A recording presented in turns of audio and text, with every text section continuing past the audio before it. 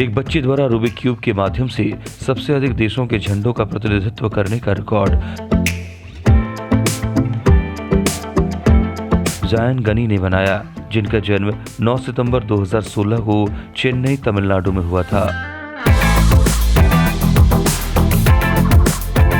उन्होंने 22 मिनट और 51 सेकंड में 3x3x3 रूबिक क्यूब की व्यवस्था की और 80 देशों के ध्वज रंगों का प्रतिनिधित्व किया।